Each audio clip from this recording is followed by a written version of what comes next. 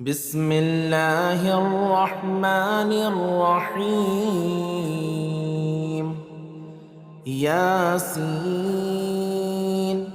والقرآن الحكيم إنك لمن المرسلين على صراط مستقيم تنزيل العزيز الرحيم لتنذر قوما ما أنذر آباؤهم فهم غافلون. لقد حق القول على أكثرهم فهم لا يؤمنون. إنا جعلنا في أعناقهم أغلالا فهي إلى الأذقان فهم مقمحون. وجعلنا من بين أيديهم سدا ومن خلفهم سدا فأغشيناهم فهم لا يبصرون.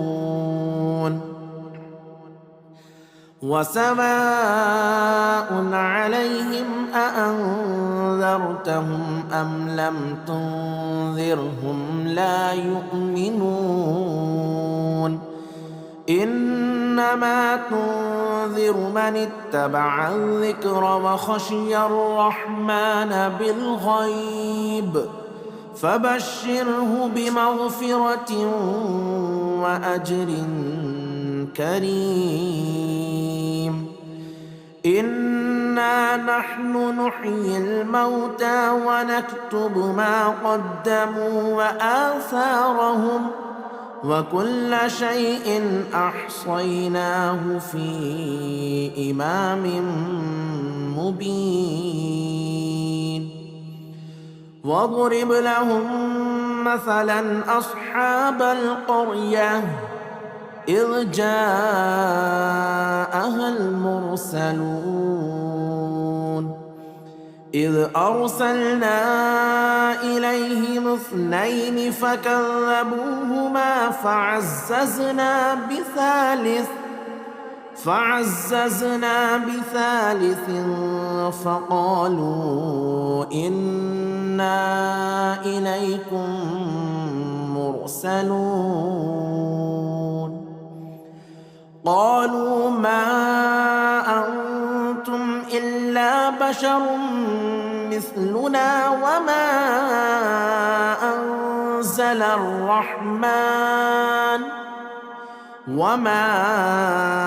أنزل الرحمن من شيء إن أنتم إلا تكذبون. قالوا ربنا يعلم إنا إليكم لمرسلون وما علينا إلا البلاغ المبين. قالوا إنا تطيرنا بكم لئن لم تنتهوا لنرجمنكم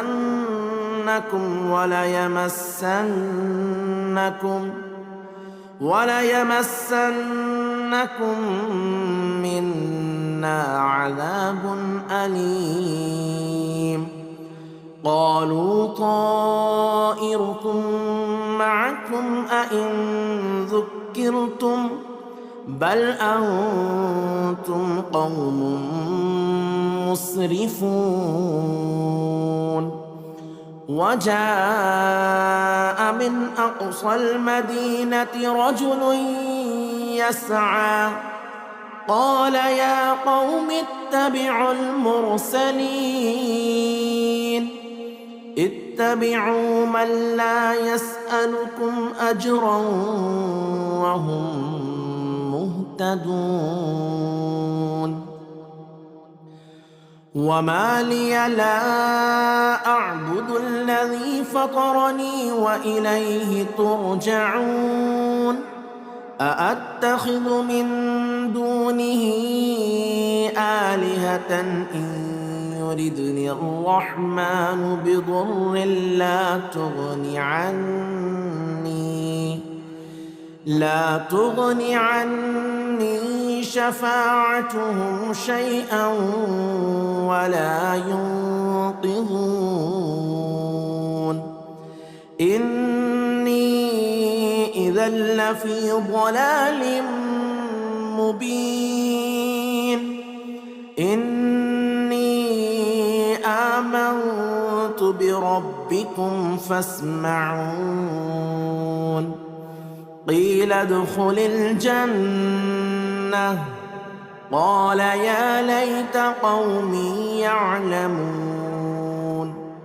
بما غفر لي ربي وجعلني من المكرمين وما أنزلنا على قومه من بعده من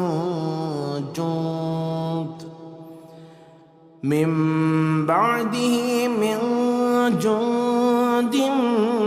من السماء وما كنا منزلين إن كانت إلا صيحة واحدة فإذا هم خامدون يا حسرة على العباد ما يأتيهم من رسول إلا كانوا به يستهزئون ألم يروا كم أهلكنا قبلهم من القرون أنهم إليهم لا يرجعون وإن كل لما جميع لدينا محضرون وآية لهم الأرض الميتة أحييناها وأخرجنا منها حبا فمنه يأكلون وجعلنا فيها جنات من نخيل وأعناب وفجرنا فيها من العيون ليأكلوا من ثمره وما عملته أيديهم أفلا يشكرون سبحان الذي خلق الأزواج كلها مما تنبت الأرض ومن أنفسهم ومما لا يعلمون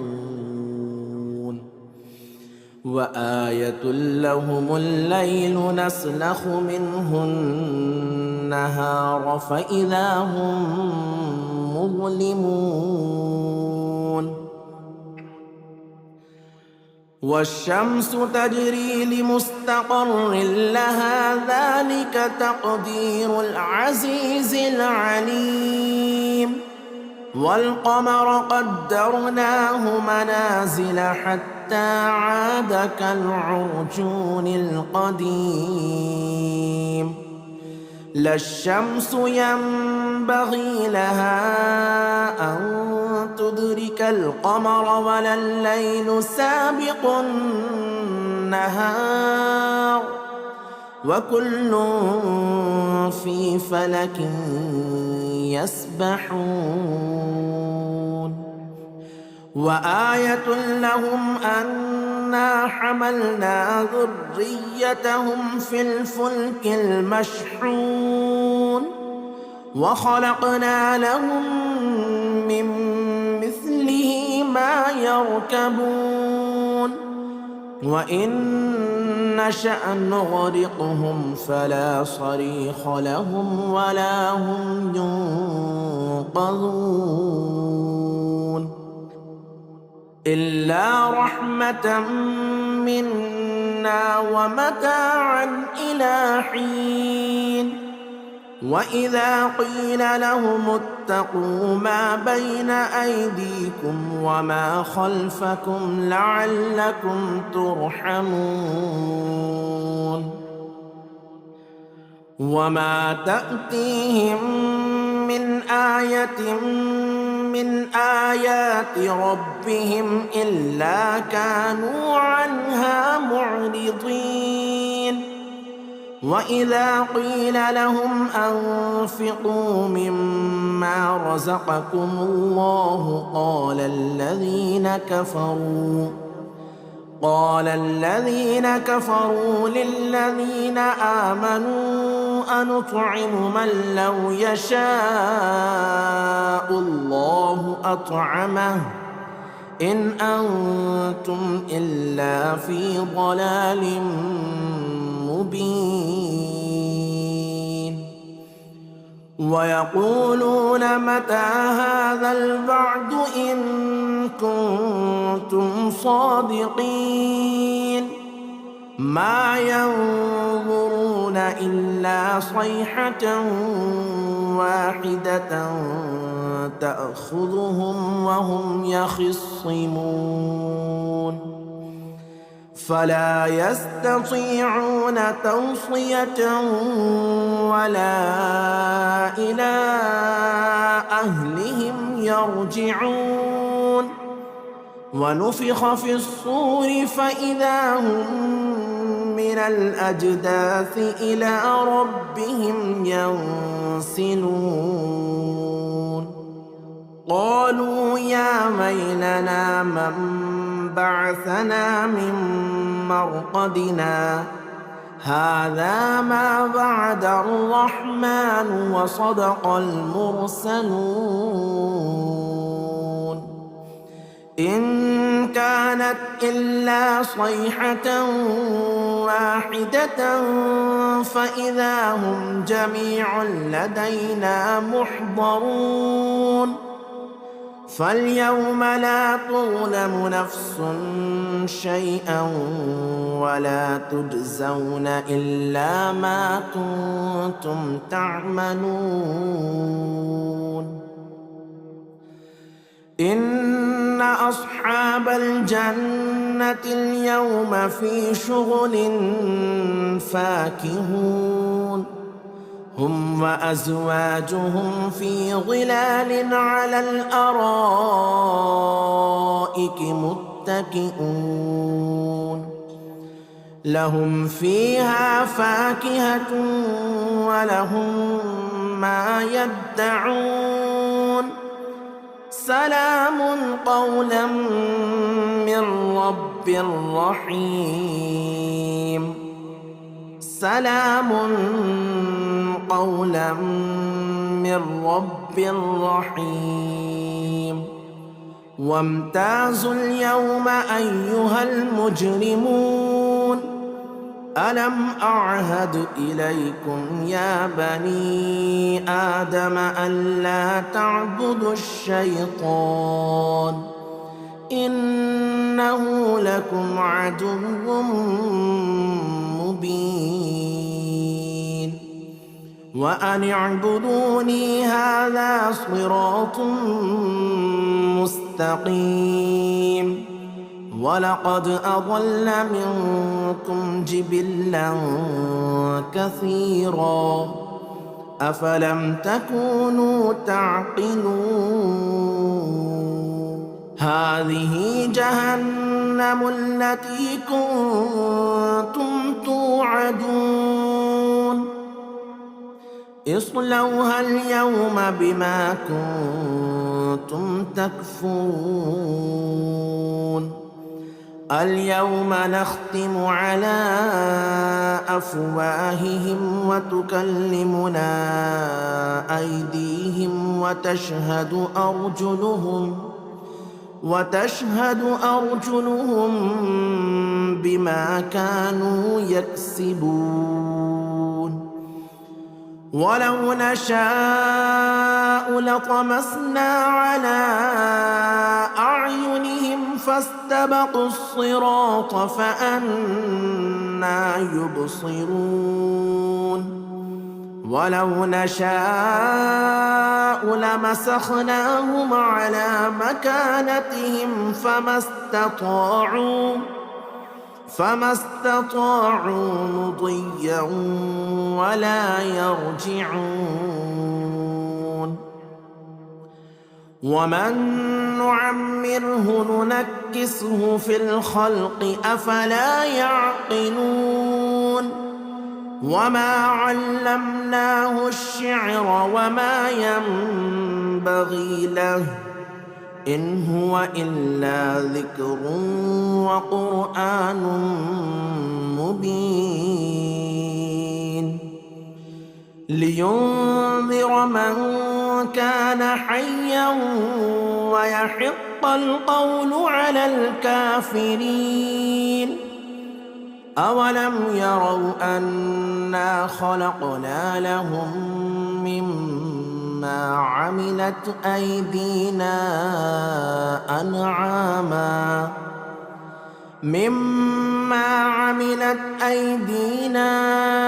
أنعاما فهم لها مالكون. وذللناها لهم فمنها ركوبهم ومنها يأكلون ولهم فيها منافع ومشارب أفلا يشكرون. واتخذوا من دون الله آلهة لعلهم ينصرون. لا يستطيعون نصرهم وهم لهم جند محضرون. فلا يحزنك قولهم إنا نعلم ما يسرون وما يعلنون. أولم ير الإنسان أنا خلقناه من نطفة فإذا هو خصيم مبين. وضرب لنا مثلا ونسي خلقه قال من يحيي العظام وهي رميم. قل يحييها الذي أنشأها أول مرة وهو بكل خلق عليم. الذي جعل لكم من الشجر الأخضر نارا فإذا أنتم منه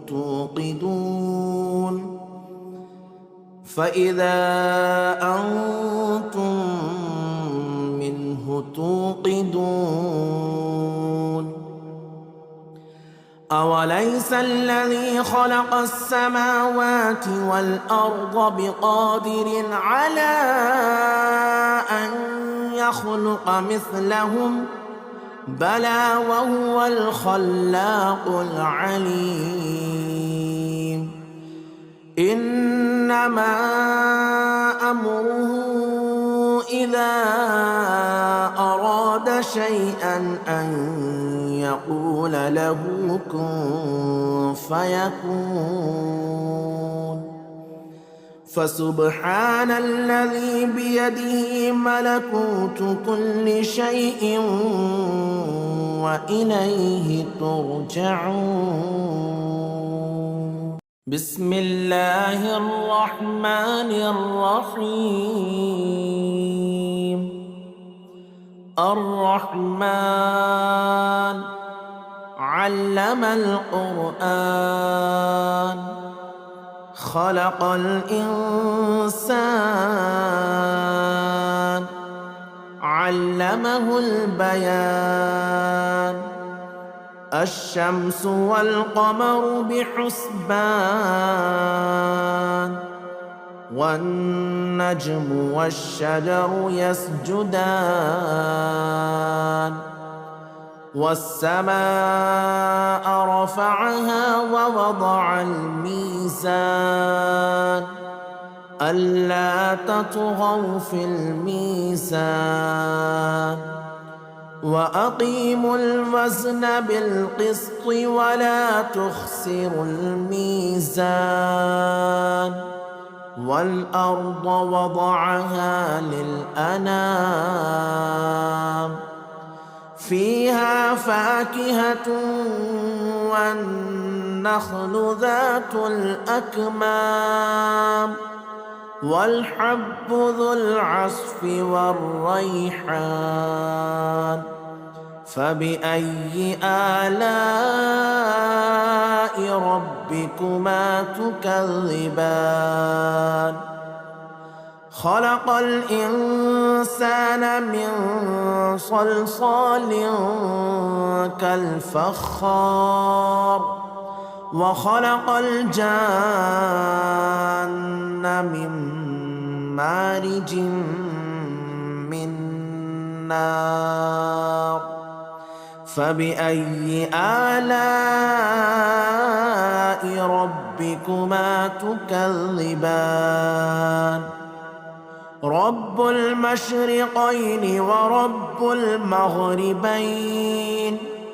فبأي آلاء ربكما تكذبان مرج البحرين يلتقيان بينهما برزخ لا يبغيان فبأي آلاء ربكما تكذبان يخرج منهما اللؤلؤ والمرجان فبأي آلاء ربكما تكذبان وله الجوار المنشآت في البحر كالأعلام فبأي آلاء ربكما تكذبان كل من عليها فان ويبقى وجه ربك ذو الجلال والإكرام فبأي آلاء ربكما تكذبان يسأله من في السماوات والأرض كل يوم هو في شأن فبأي آلاء ربكما تكذبان سنفرغ لكم أيها الثقلان فبأي آلاء ربكما تكذبان يا معشر الجن والإنس إن استطعتم أن تنفذوا من أقطار السماوات والأرض فانفذوا لا تنفذون إلا بسلطان فبأي آلاء ربكما تكذبان يرسل عليكما شواظ من نار ونحاس فلا تنتصران فبأي آلاء ربكما تكذبان فإذا انشقت السماء فكانت وردة كالدهان فبأي آلاء ربكما تكذبان فيومئذ لا يسأل عن ذنبه إنس ولا جان فبأي آلاء ربكما ربكما تكذبان يعرف المجرمون بسيماهم فيؤخذ بالنواصي والأقدام فبأي آلاء ربكما تكذبان هذه جهنم التي يكذب بها المجرمون يطوفون بينها وبين حميم آن فبأي آلاء ربكما تكذبان ولمن خاف مقام ربه جنتان فبأي آلاء ربكما تكذبان ذواتا أفنان فبأي آلاء ربكما تكذبان فيهما عينان تجريان فبأي آلاء ربكما تكذبان فيهما من كل فاكهة زوجان فبأي آلاء ربكما تكذبان متكئين على فرش بطائنها من استبرق وجنى الجنتين دان فبأي آلاء ربكما تكذبان فيهن قاصرات الطرف لم يطمثهن إنس قبلهم ولا جان فبأي آلاء ربكما تكذبان كأنهن الياقوت والمرجان فبأي آلاء ربكما تكذبان هل جزاء الإحسان إلا الإحسان فبأي آلاء ربكما تكذبان ومن دونهما جنتان فبأي آلاء ربكما تكذبان مدهامتان فبأي آلاء ربكما تكذبان فيهما عينان نضاختان فبأي آلاء ربكما تكذبان فيهما فاكهة ونخل ورمان فبأي آلاء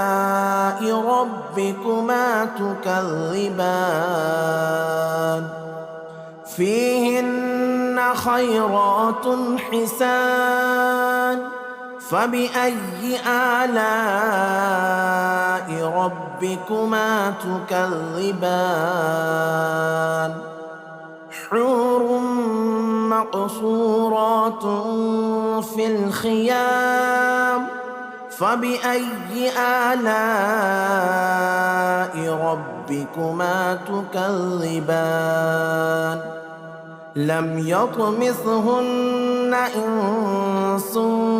قبلهم ولا جان فبأي آلاء ربكما تكذبان متكئين على رفرف خضر وعبقري حسان فبأي آلاء ربكما تكذبان تبارك اسم ربك ذي الجلال والإكرام بسم الله الرحمن الرحيم ياسين والقرآن الحكيم إنك لمن المرسلين على صراط مستقيم تنزيل العزيز الرحيم لتنذر قوما ما أنذر آباؤهم فهم غافلون لقد حق القول على أكثرهم فهم لا يؤمنون إنا جعلنا في أعناقهم أغلالا فهي إلى الأذقان فهم مقمحون وجعلنا من بين أيديهم سدا ومن خلفهم سدا فأغشيناهم فهم لا يبصرون وسواء عليهم أأنذرتهم أم لم تنذرهم لا يؤمنون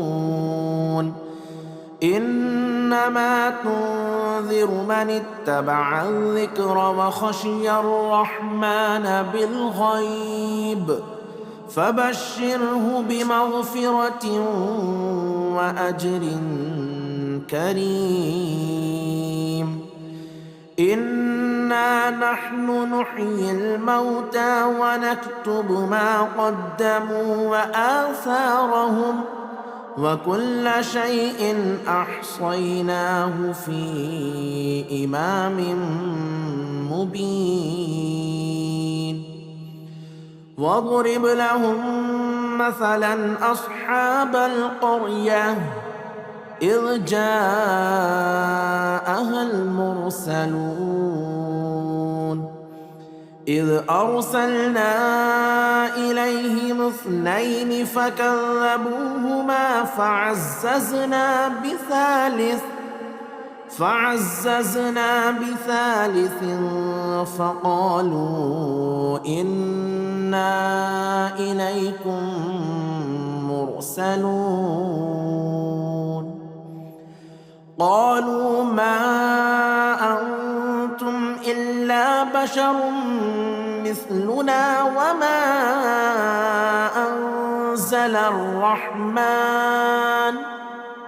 وما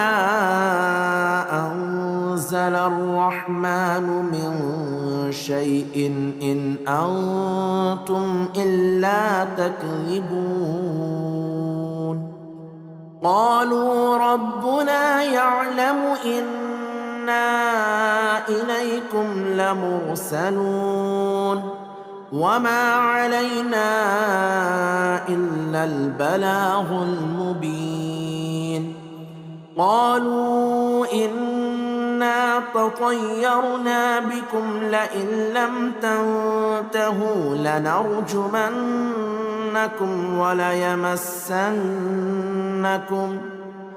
وليمسنكم منا عذاب أليم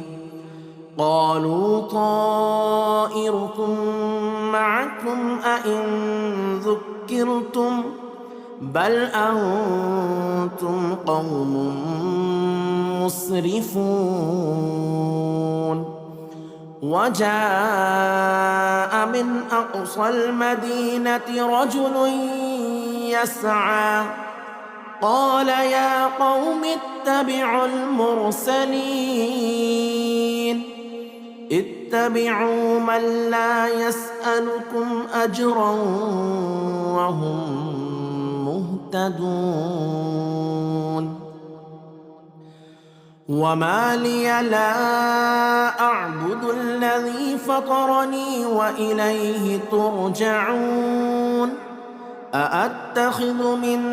دونه آلهة إن يردني الرحمن بضر لا تغني عني شفاعتهم شيئا ولا ينقذون إني إذا لفي ضلال مبين إني آمنت بربكم فاسمعون قيل ادخل الجنة قال يا ليت قومي يعلمون بما غفر لي ربي وجعلني من المكرمين وما أنزلنا على قومه من بعده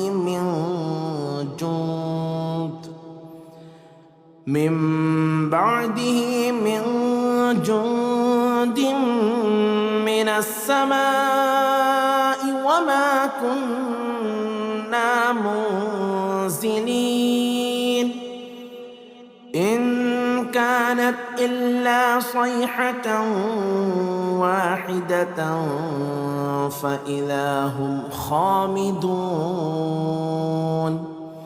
يا حسرة على العباد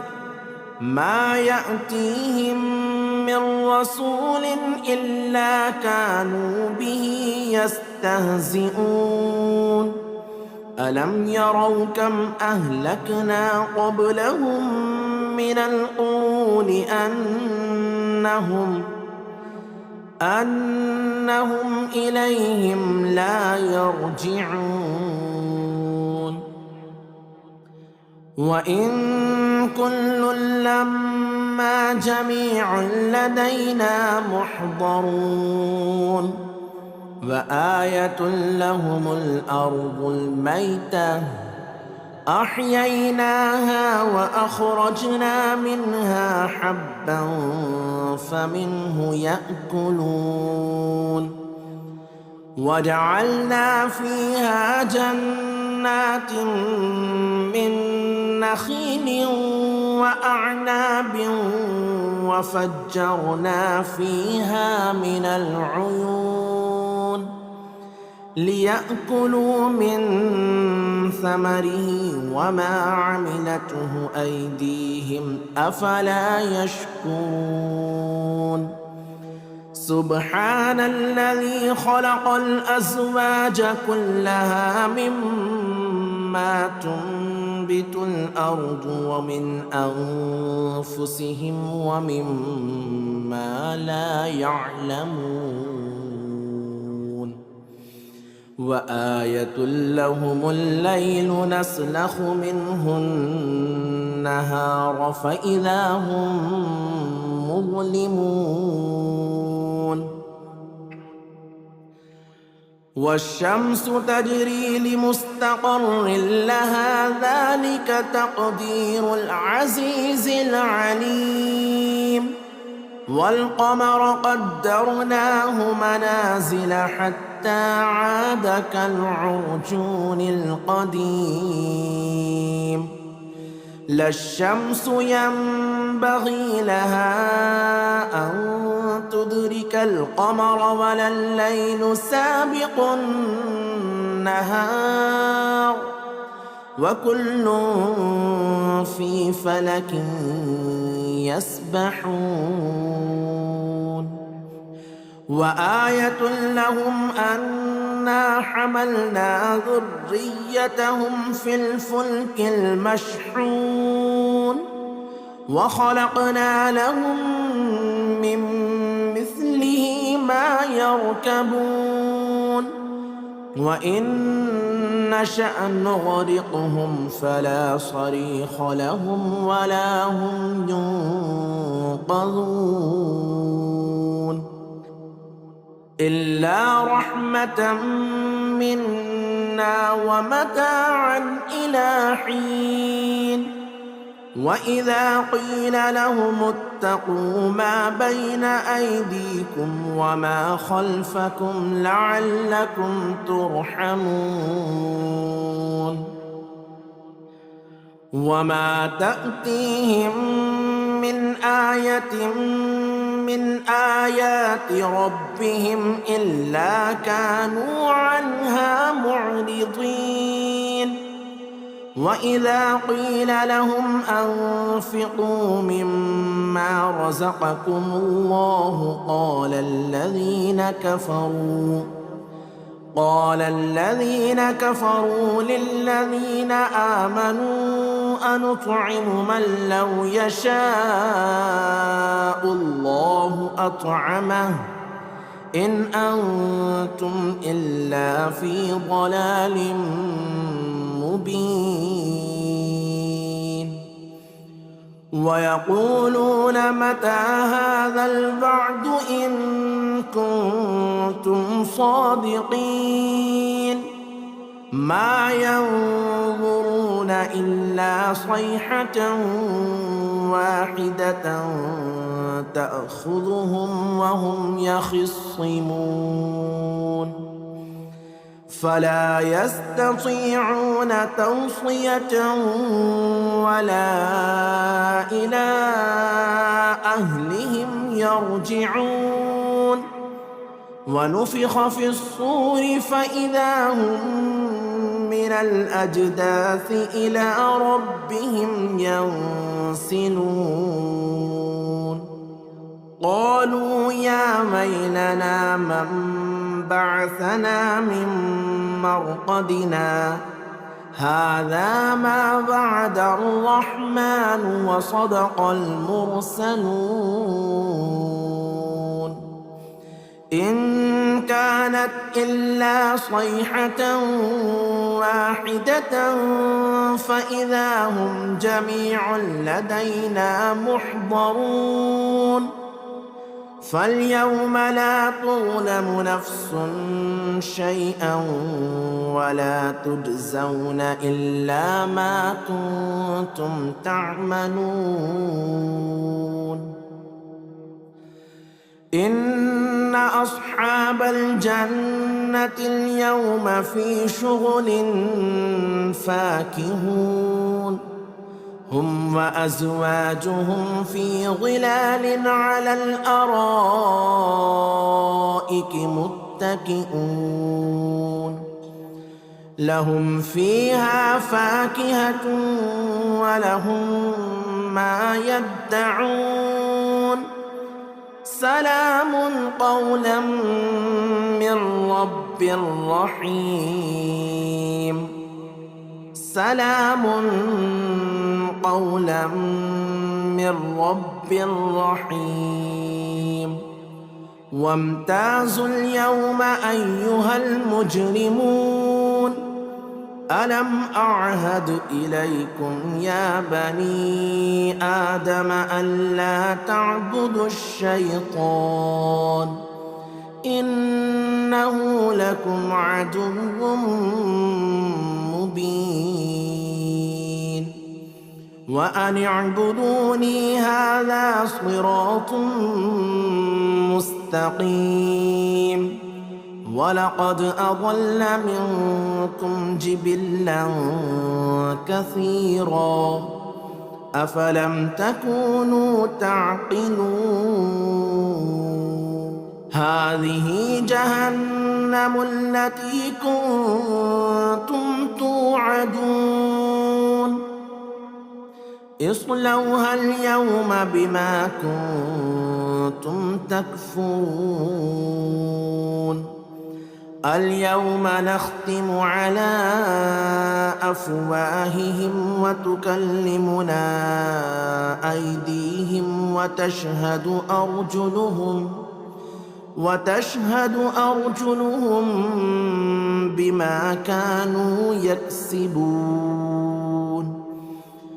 ولو نشاء لطمسنا على أعينهم فاستبقوا الصراط فأنى يبصرون ولو نشاء لمسخناهم على مكانتهم فما استطاعوا مضيا ولا يرجعون ومن نعمره ننكسه في الخلق أفلا يعقلون وما علمناه الشعر وما ينبغي له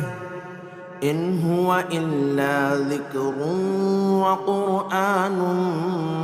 مبين لينذر من كان حيا ويحق القول على الكافرين أولم يروا أنا خلقنا لهم مما عملت أيدينا أنعاما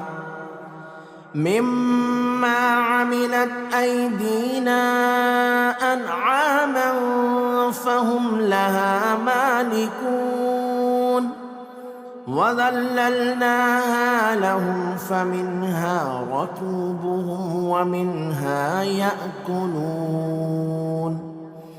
ولهم فيها منافع ومشارب أفلا يشكرون واتخذوا من دون الله آلهة لعلهم ينصرون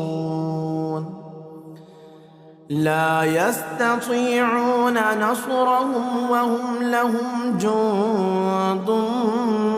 محضرون فلا يحزنك قولهم إنا نعلم ما يسرون وما يعلنون أولم ير الإنسان أنا خلقناه من نطفة فإذا هو خصيم مبين وضرب لنا مثلا ونسي خلقه قال من يحيي العظام وهي رميم قل يحييها الذي أنشأها أول مرة وهو بكل خلق عليم الذي جعل لكم من الشجر الأخضر نارا فإذا أنتم منه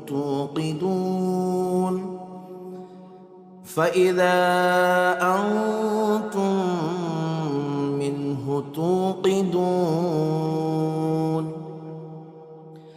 أوليس الذي خلق السماوات والأرض بقادر على أن يخلق مثلهم بلى وهو الخلاق العليم إنما أمره إذا أراد شيئا أن يقول له كن فيكون فسبحان الذي بيده ملكوت كل شيء وإليه ترجعون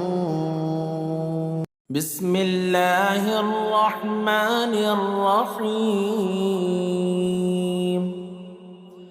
الرحمن علم القرآن خلق الإنسان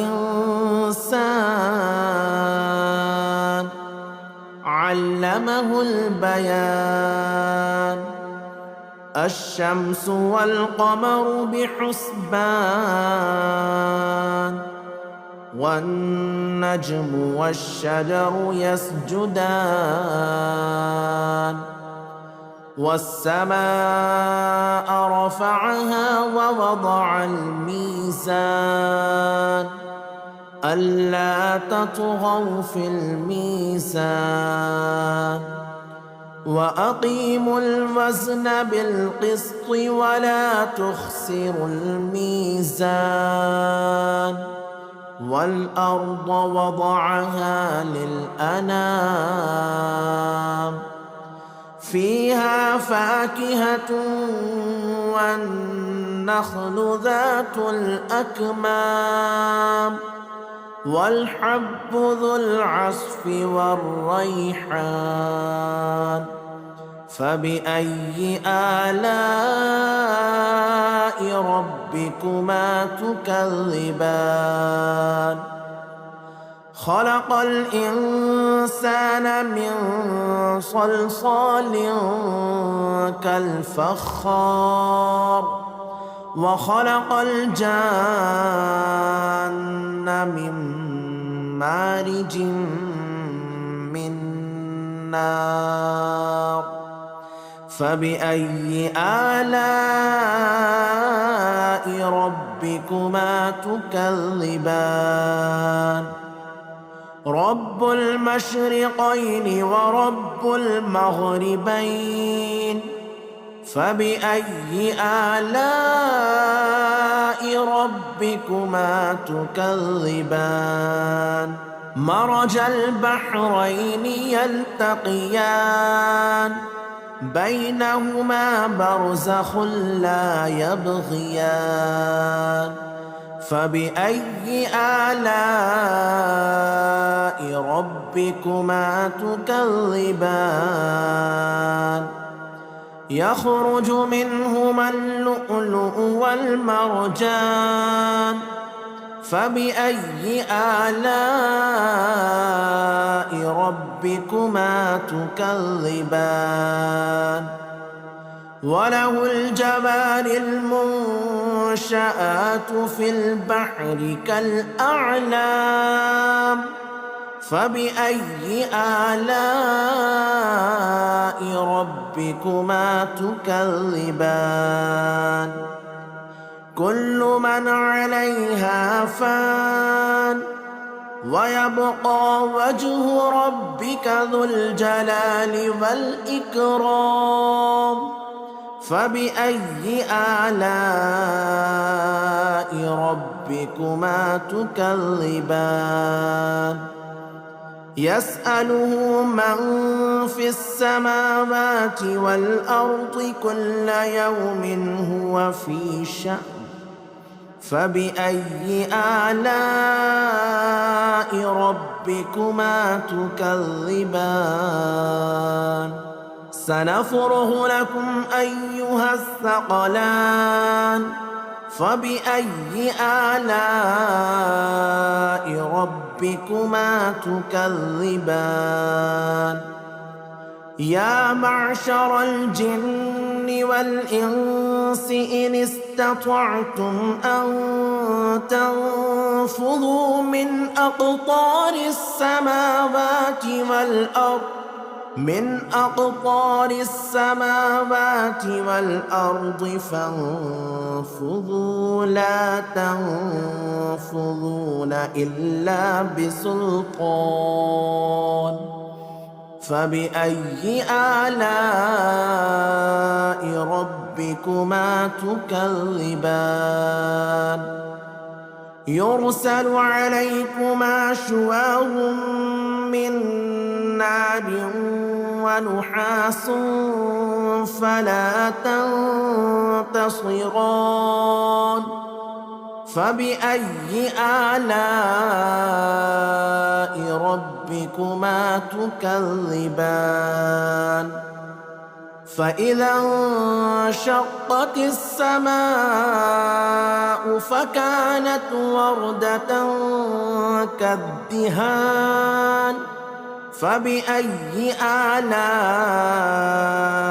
ربكما تكذبان فيومئذ لا يسأل عن ذنبه إنس ولا جان فبأي آلاء ربكما تكذبان يعرف المجرمون بسيماهم فيؤخذ بالنواصي والأقدام فبأي آلاء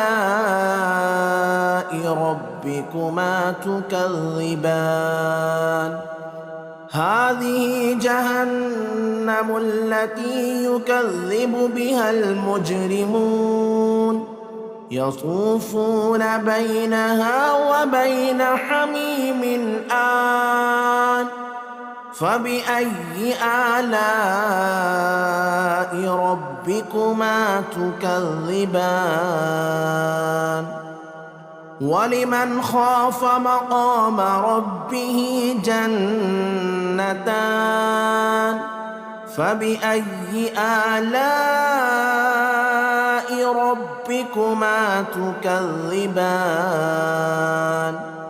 ذواتا أفنان فبأي آلاء ربكما تكذبان فيهما عينان تجريان فبأي آلاء ربكما تكذبان فيهما من كل فاكهة زوجان فبأي آلاء ربكما تكذبان متكئين على فرش بطائنها من استبرق وجنى الجنتين دان فبأي آلاء ربكما تكذبان فيهن قاصرات الطرف لم يطمثهن إنس قبلهم ولا جان فبأي آلاء ربكما تكذبان كأنهن الياقوت والمرجان فبأي آلاء ربكما تكذبان هل جزاء الإحسان إلا الإحسان فبأي آلاء ربكما تكذبان ومن دونهما جنتان فبأي آلاء ربكما تكذبان مدهامتان فبأي آلاء ربكما تكذبان فيهما عينان نضاختان فبأي آلاء ربكما تكذبان فيهما فاكهة ونخل ورمان فبأي آلاء ربكما تكذبان فيهن خيرات حسان فبأي آلاء ربكما تكذبان حور مقصورات في الخيام فبأي آلاء ربكما تكذبان لم يطمثهن إنس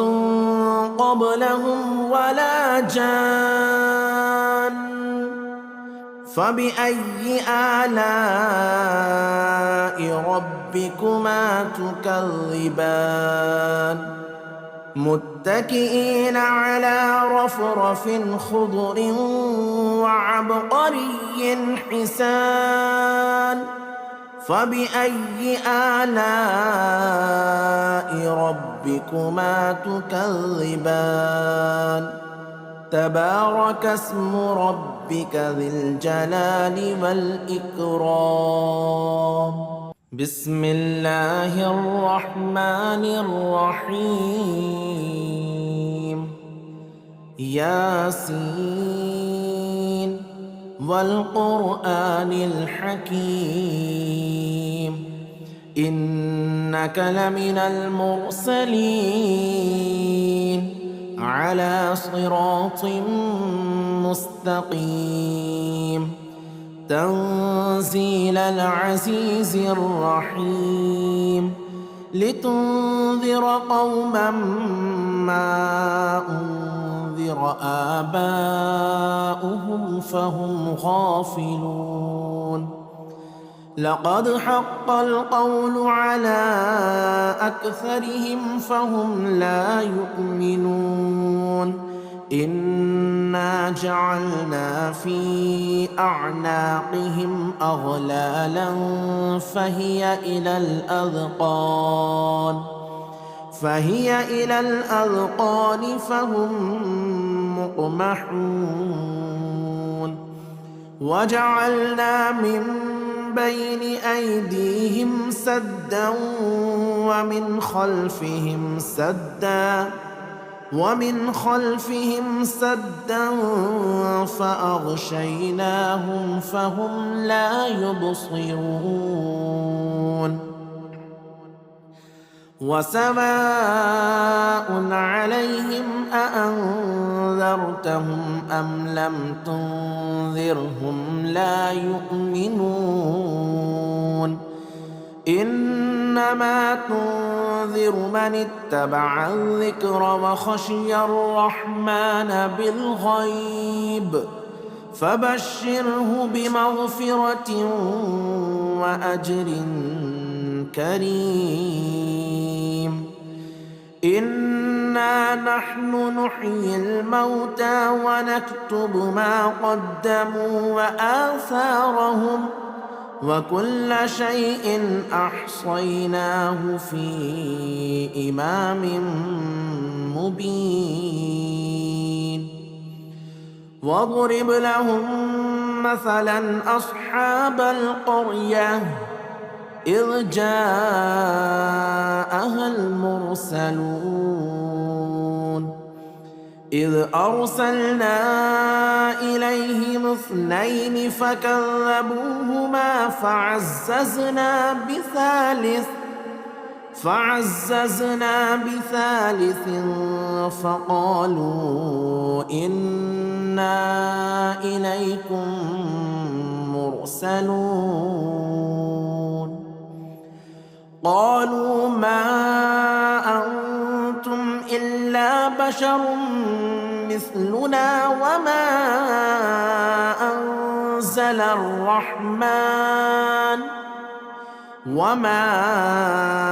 أنزل الرحمن من شيء إن أنتم إلا تكذبون قالوا ربنا يعلم إنا إليكم لمرسلون وما علينا إلا البلاغ المبين قالوا إن إنا تطيرنا بكم لئن لم تنتهوا لنرجمنكم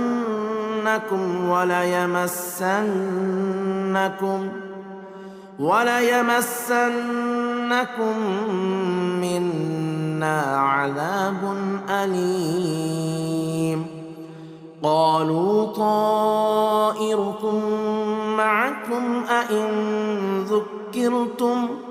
بل أنتم قوم مسرفون. وجاء من أقصى المدينة رجل يسعى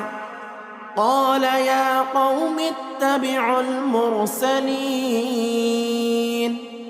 اتبعوا من لا يسألكم أجرا وهم مهتدون. وما لي لا أعبد الذي فطرني وإليه ترجعون. أأتخذ من دونه آلهة إن يردني الرحمن بضر لا تغني عني شفاعتهم شيئا ولا ينقذون. إني إذا لفي ضلال مبين. إني آمنت بربكم فاسمعون. قيل ادخل الجنة قال يا ليت قومي يعلمون بما غفر لي ربي وجعلني من المكرمين. وما أنزلنا على قومه من بعده من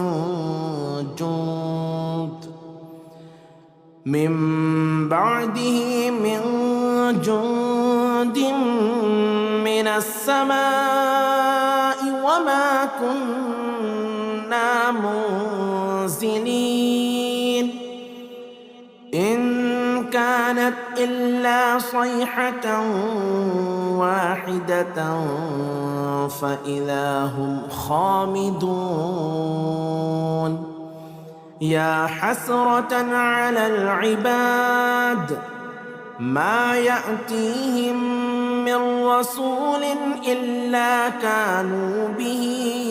يستهزئون. ألم يروا كم أهلكنا قبلهم من القرون أنهم إليهم لا يرجعون. وإن كل لما جميع لدينا محضرون. وآية لهم الأرض الميتة أحييناها وأخرجنا منها حبا فمنه يأكلون. وجعلنا فيها جنات من نخيل وأعناب وفجرنا فيها من العيون ليأكلوا من ثمره وما عملته أيديهم أفلا يشكرون. سبحان الذي خلق الأزواج كلها مما تنبت الأرض ومن أنفسهم ومما لا يعلمون. وآية لهم الليل نسلخ منه النهار فإذا هم مظلمون. والشمس تجري لمستقر لها ذلك تقدير العزيز العليم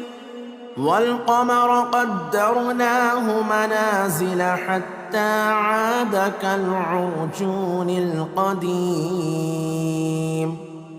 لا الشمس ينبغي لها أن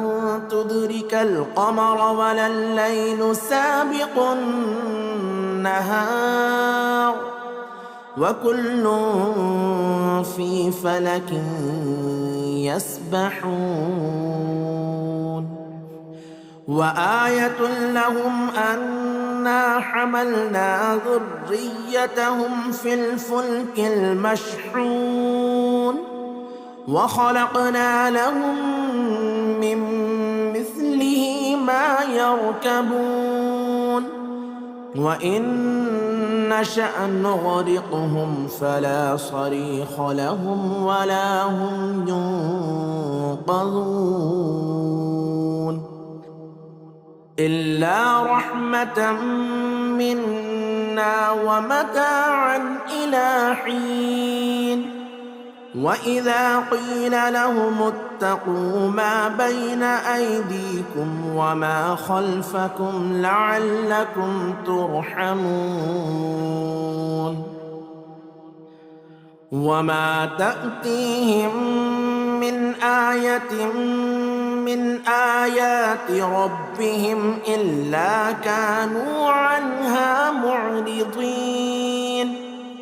وإذا قيل لهم أنفقوا مما رزقكم الله قال الذين كفروا للذين آمنوا أنطعم من لو يشاء الله أطعمه إن أنتم إلا في ضلال مبين ويقولون متى هذا الوعد إن كنتم صادقين ما ينظرون إلا صيحة واحدة تأخذهم وهم يخصمون فلا يستطيعون توصية ولا إلى أهلهم يرجعون ونفخ في الصور فإذا هم من الأجداث إلى ربهم ينسلون قالوا يا ويلنا من بعثنا من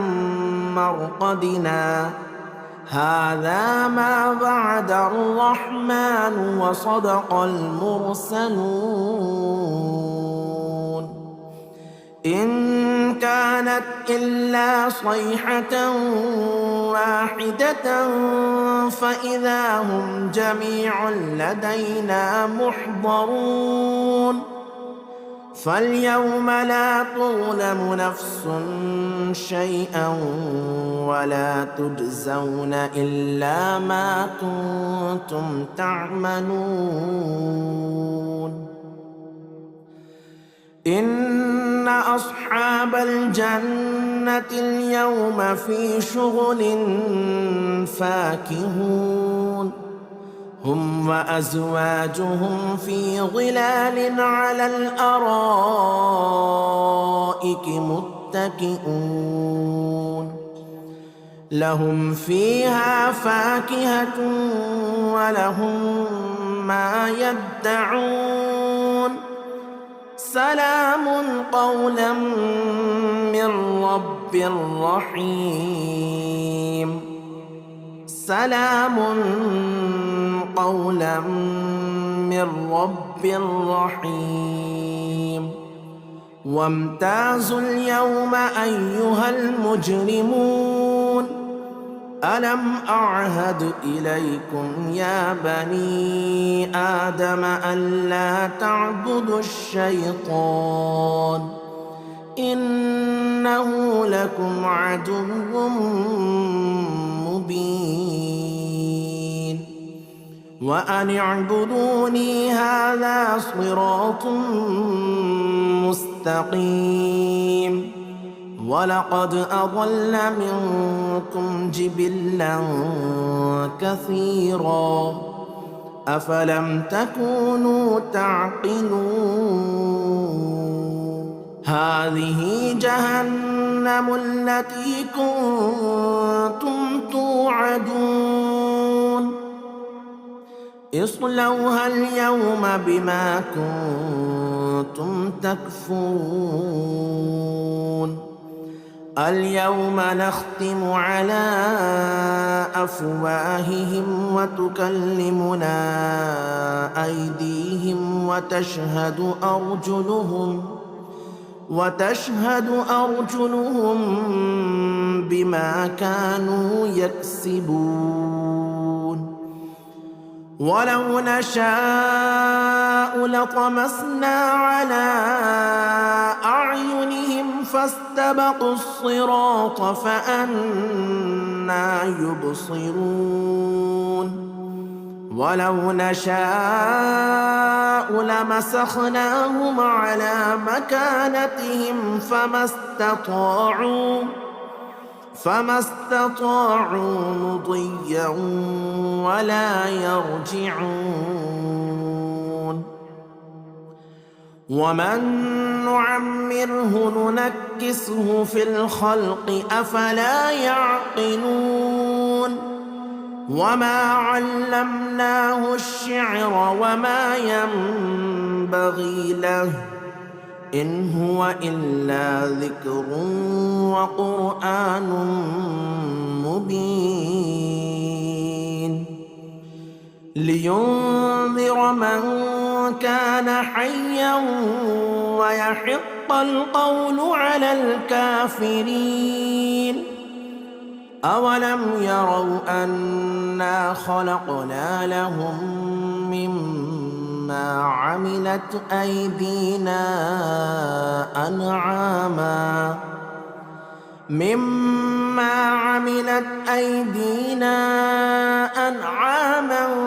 فهم لها مالكون وذللناها لهم فمنها ركوبهم ومنها يأكلون ولهم فيها منافع ومشارب أفلا يشكرون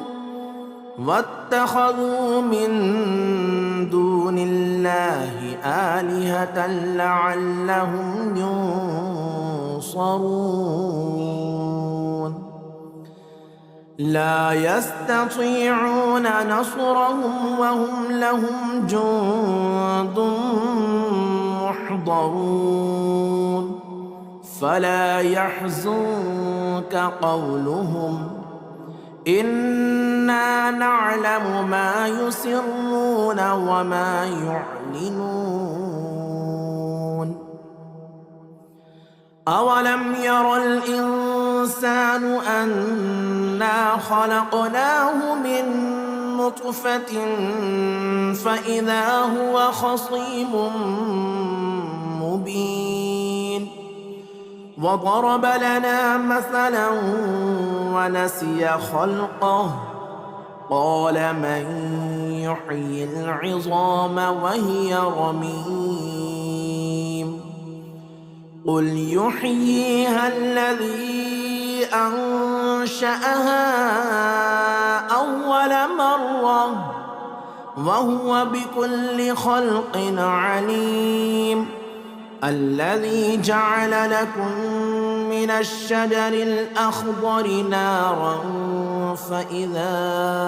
أنتم منه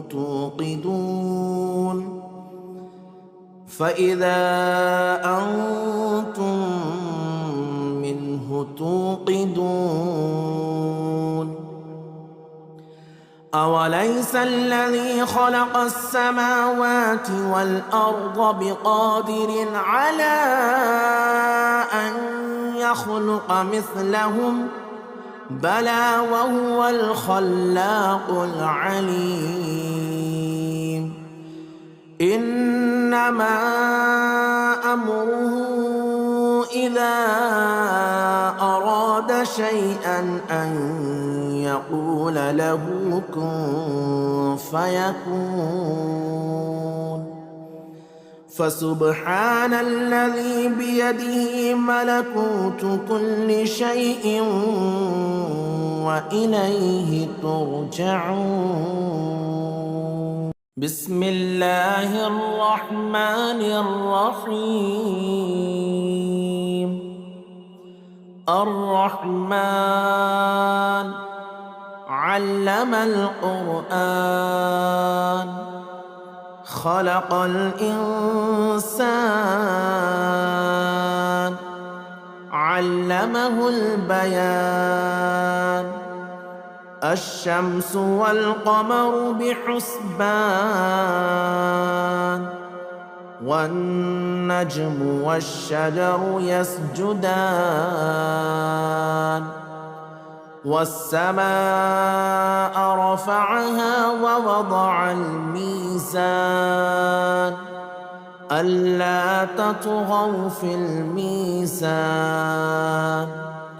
وأقيموا الوزن بالقسط ولا تخسروا الميزان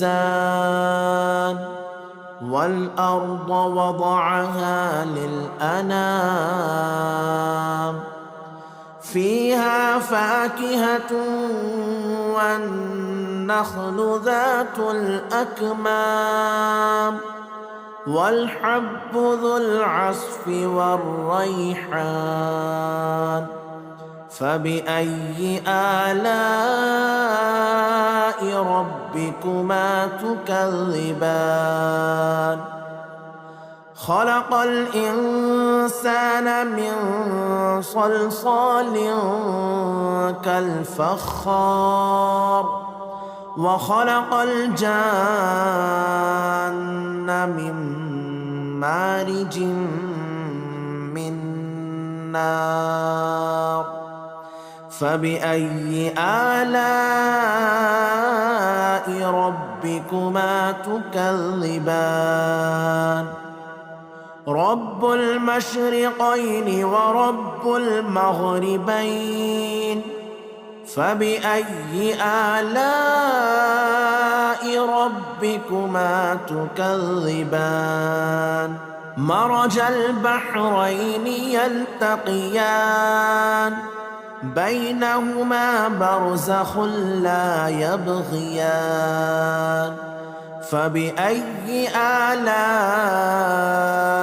ربكما تكذبان يخرج منهما اللؤلؤ والمرجان فبأي آلاء ربكما تكذبان وله الجوار المنشآت في البحر كالأعلام فبأي آلاء ربكما تكذبان كل من عليها فان ويبقى وجه ربك ذو الجلال والإكرام فبأي آلاء ربكما تكذبان يسأله من في السماوات والأرض كل يوم هو في شأن فبأي آلاء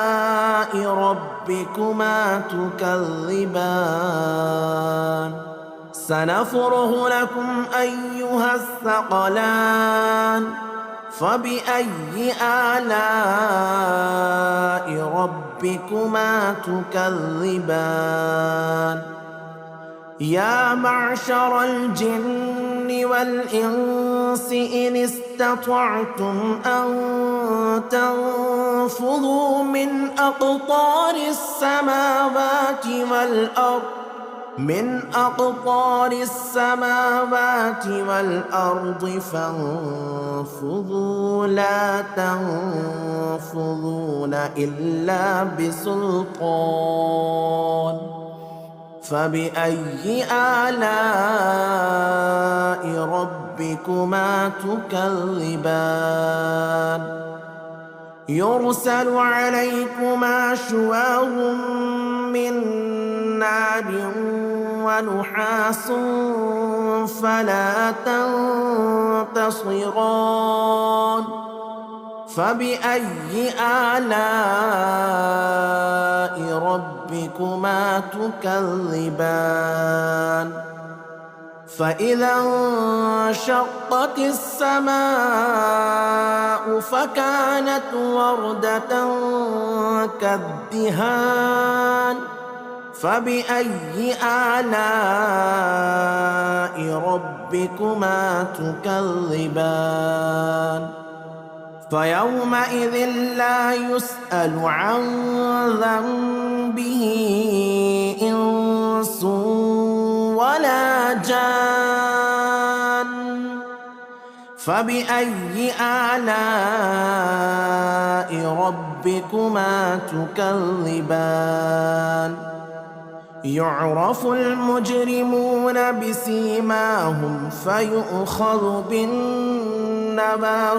والأقدام فبأي آلاء ربكما تكذبان هذه جهنم التي يكذب بها المجرمون يطوفون بينها وبين حميم آن فبأي آلاء ربكما تكذبان ولمن خاف مقام ربه جنتان فبأي آلاء ربكما تكذبان ذواتا أفنان فبأي آلاء ربكما تكذبان فيهما عينان تجريان فبأي آلاء ربكما تكذبان فيهما من كل فاكهة زوجان فبأي آلاء ربكما تكذبان متكئين على فرش بطائنها من استبرق وجنى الجنتين دان فبأي آلاء ربكما تكذبان فيهن قاصرات الطرف لم يطمثهن إنس قبلهم ولا جان فبأي آلاء ربكما تكذبان كأنهن الياقوت والمرجان فبأي آلاء ربكما تكذبان هل جزاء الإحسان إلا الإحسان فبأي آلاء ربكما تكذبان ومن دونهما جنتان فبأي آلاء ربكما تكذبان مدهامتان فبأي آلاء ربكما تكذبان فيهما عينان نضاختان فبأي آلاء ربكما تكذبان فيهما فاكهة ونخل ورمان فبأي آلاء ربكما تكذبان